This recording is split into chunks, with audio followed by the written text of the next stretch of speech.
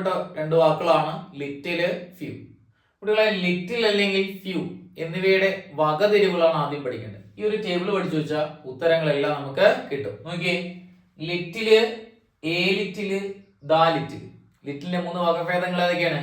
Little, A little, ദാ little. അതുപോലെ ഫ്യൂവിന്റെ വകഭേദങ്ങൾ ഏതൊക്കെയാണ്? ഫ്യൂ, എ ഫ്യൂ, ദാ ഫ്യൂ. പഠിച്ചു വയ്ക്കുക.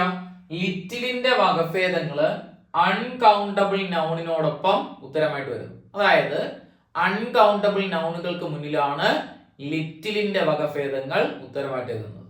അൺകൗണ്ടബിൾ നൗണുകൾ ഏതൊക്കെയാണ്? ഈ അൺകൗണ്ടബിൾ നൗൺ എന്ന് പറഞ്ഞാൽ money, water, time, food, advice, information, ഇതെല്ലാം അൺകൗണ്ടബിൾ നൗണുകളാണ്. അപ്പൊ ലിറ്റിലിന്റെ വകഭേദങ്ങൾ, അതായത് ലിറ്റിൽ എവിടെ ഉത്തരമായിട്ട് വരാം? അൺകൗണ്ടബിൾ നൗണിന് മുന്നിലേ വരാറുള്ളൂ. എ ലിറ്റിലും ദാ ലിറ്റിലും ഒക്കെ അൺകൗണ്ടബിൾ നൗണുകൾക്ക് മുന്നിലാണ് ഉത്തരമായിട്ട് വരേണ്ടത്. അല്ലെങ്കിൽ അൺകൗണ്ടബിൾ നൗണുകൾ സബ്ജക്റ്റ് ആയിട്ട് വരുന്ന സെന്റൻസുകളിൽ മാത്രമേ ഉത്തരമായിട്ട് എഴുതാൻ പാടുള്ളൂ. ഇനി ഫ്യൂ, എ ഫ്യൂ, ദാ ഫ്യൂ, ഇവ കൗണ്ടബിൾ നൗണുകൾ സബ്ജക്റ്റ് ആയിട്ട് വരുന്ന സെന്റൻസുകളിലാണ് ഉത്തരമായിട്ട് എഴുതേണ്ടത്. അതായത് കൗണ്ടബിൾ നൗണുകൾക്ക് മുന്നിലാണ് എന്ത് ചേർക്കേണ്ടത്?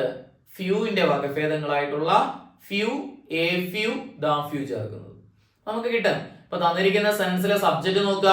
കൗണ്ടബിൾ നൗണുകളെ സൂചിപ്പിക്കുന്ന സെൻസ് ആണെങ്കിൽ ഫ്യൂവിന്റെ വകഭേദങ്ങള്, അൺകൗണ്ടബിൾ നൗണുകളെ സൂചിപ്പിക്കുന്ന സെന്റൻസ് ആണ് തന്നിരിക്കുന്നതെങ്കിൽ ലിറ്റിലിന്റെ വകഭേദങ്ങള് ഉത്തരമായിട്ട് ഉപയോഗിക്കാം. ഇനി ഇവയിൽ ഏതാണ് എന്ന് നമുക്ക് എങ്ങനെ മനസ്സിലാക്കാം? അതായത് ചിലപ്പോൾ ഒരു സെൻസിൽ ലിറ്റിൽ വന്നിട്ടുണ്ട്, എ ലിറ്റിൽ വന്നിട്ടുണ്ട്, ദാ ലിറ്റിൽ വന്നിട്ടുണ്ട്. ഇവയിൽ ഏതാണെന്ന് എങ്ങനെ കണ്ടെത്താം? ഇവിടെ അർത്ഥം കൂടെ പഠിച്ചാൽ മതി. പഠിച്ചേ, ലിറ്റിൽ അല്ലെങ്കിൽ ഫ്യൂ എന്ന് പറഞ്ഞു കഴിഞ്ഞാൽ അതിന്റെ മലയാളം ഇല്ല അല്ലെങ്കിൽ അല്ല എന്നാണ്. നെഗറ്റീവ് മീനിങ് ആണ്. ലിറ്റിൽ അല്ലെങ്കിൽ ഫ്യൂവിന്റെ അർത്ഥം എന്താണ്? ഇല്ല അല്ലെങ്കിൽ അല്ല. ഇല്ല എന്ന് പറയാം, അല്ല എന്നും പറയാം. ഇനി എ ലിറ്റില്, എ ഫ്യൂ എന്ന് പറഞ്ഞാൽ എന്താണ്? കുറച്ച് ഉണ്ടെന്നാണ് അർത്ഥം കേട്ടോ. കുറച്ചുണ്ട്, കുറച്ച് ഉണ്ട്, പോസിറ്റീവ് മീനിങ് ആണ്. ദാ ലിറ്റില്, ദാ ഫ്യൂ എന്ന് പറഞ്ഞ അർത്ഥം എന്താണ്? കുറച്ചേ ഉള്ളൂ, ഉള്ളത്, ഉള്ളത് എടുത്തു പറയുന്നു. കുറച്ചുണ്ടായിരുന്നു, ഉള്ളത് എന്നർത്ഥത്തില് പറയുന്നു. അപ്പൊ അർത്ഥം നോക്കി അങ്ങ് എഴുതിയാൽ മതി.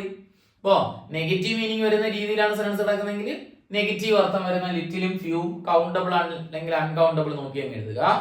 ഇനി കുറച്ചുണ്ടെന്ന അർത്ഥത്തിലാണെങ്കിൽ എ ലിറ്റിൽ അല്ലെങ്കിൽ എ ഫ്യൂ അർത്ഥം നോക്കി അങ്ങ് എഴുതുക. അതുപോലെ ദാ ലിറ്റില്, ദാ ഫ്യൂ എന്നതിന്റെ അർത്ഥം കുറച്ചേ ഉള്ളൂ, ഉള്ളത് എന്ന അർത്ഥം നോക്കി അങ്ങനെ അർത്ഥം വരുന്ന സെന്റൻസുകളിൽ എഴുതണം. ഓക്കെ, നമ്മൾ പറഞ്ഞ കാര്യങ്ങൾ എന്തൊക്കെ പറഞ്ഞു?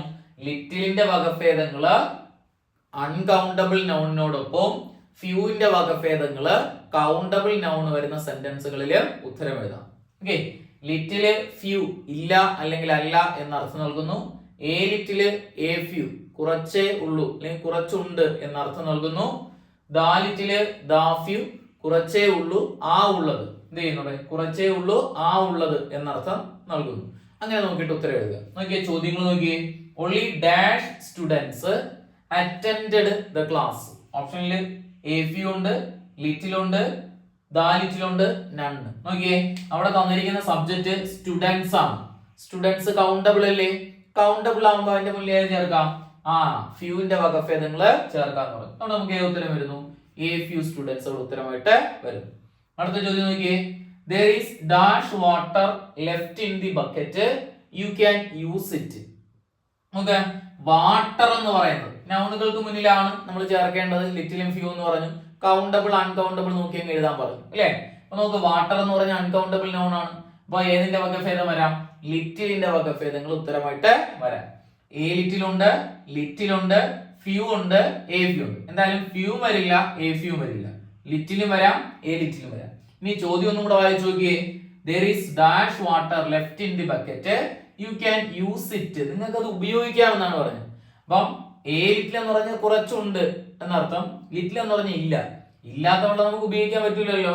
നമുക്ക് ഏത് ഉത്തരം വരുന്നു? A little. അർത്ഥം നോക്കി നമ്മൾ അങ്ങ് ഉത്തരം എഴുതി. അടുത്ത ചോദ്യം നോക്കിയേ.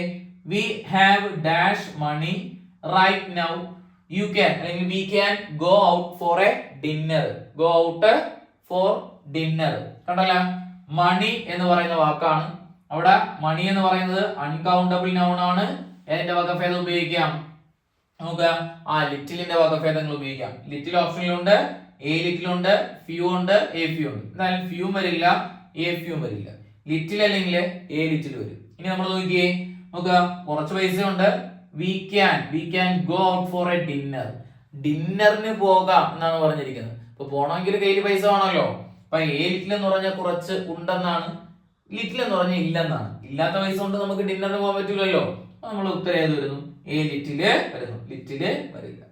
മനസ്സിലാവുമല്ലോ? അപ്പൊ ലിറ്റില്, ഫ്യൂ, എ ഫ്യൂ, അല്ലെങ്കിൽ ലിറ്റില് അതുപോലെ ഫ്യൂ, ഇവയുടെ ഉപയോഗം എങ്ങനെ പറയാം? ലിറ്റിലിന്റെ വകഭേദങ്ങൾ എപ്പോഴും കൗണ്ടബിൾ അല്ലെങ്കിൽ അൺകൗണ്ടബിൾ നൗണിനോടൊപ്പം, ഫ്യൂവിന്റെ വകഭേദങ്ങൾ എപ്പോഴും കൗണ്ടബിൾ നൗണിനോടൊപ്പം ഉത്തരമായിട്ട് വരുന്നു. ലിറ്റില് ഫ്യൂ ഇല്ല എന്നർത്ഥം നൽകുന്നു. എ ലിറ്റില് എ ഫ്യൂ കുറച്ചുണ്ട് എന്നർത്ഥം നൽകുന്ന രീതിയിൽ ഉത്തരമായിട്ട് വരുന്നു.